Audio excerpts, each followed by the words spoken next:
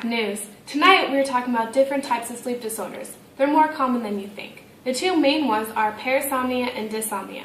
Within dysomnia, there is narcolepsy, overwhelming amounts of daytime sleeping, brief uncontrollable episodes of sleep. And people with narcolepsy usually experience episodes of cataplexy, which is sudden loss of muscle strength and control, lasting between several seconds to several minutes. Usually narcolepsy is brought on by sudden, intense emotion. Another form of dysomnia is obstructive sleep apnea. While sleeping, the sleeper's airway becomes narrow or blocked, causing very shallow or repeated pauses in breath. The brain triggers momentarily awakeness, and 300 or more sleep apnea episodes can happen a night. It disrupts the quality and quantity of sleep, and symptoms may be grogginess, poor concentration, memory and learning problems, and irritability that are the causes of sleep apnea, obstructive sleep apnea.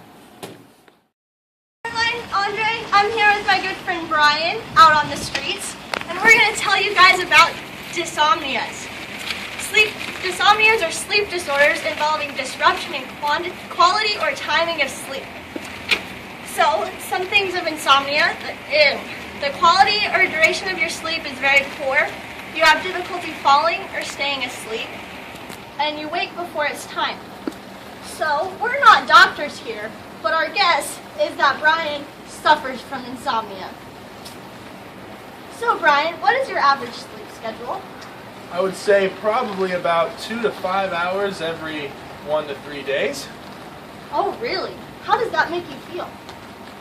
Not too good. I feel really groggy all the time, and angry, and tired, but I just can't sleep to save my life. Sounds really rough.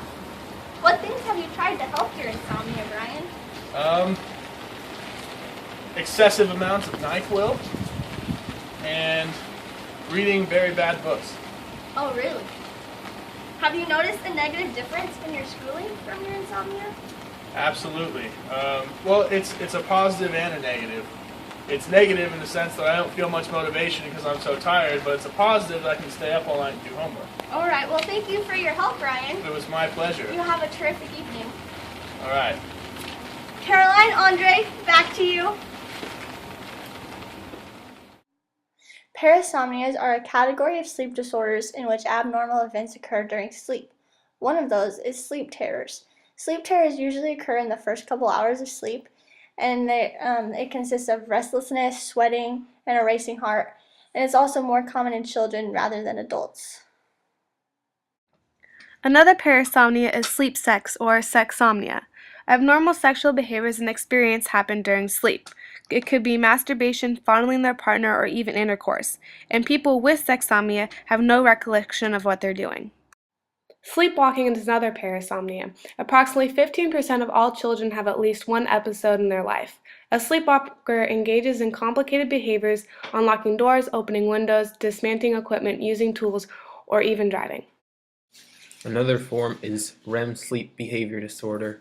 It represents a failure of brain mechanisms that normally suppress voluntary actions during REM sleep. As a result, the person verbally and physically responds to their dreams. It usually occurs with scary dreams. Lastly, sleep-related eating disorders. It's a spin-off of sleepwalking. Sleepwalkers will walk into the kitchen and eat compulsively and have no recollection. They may eat bizarre foods like raw meat or dry pancake mix, and it affects 3 to 4 million Americans. Don't forget to tune in for next week For our special guest. Good night. Good night.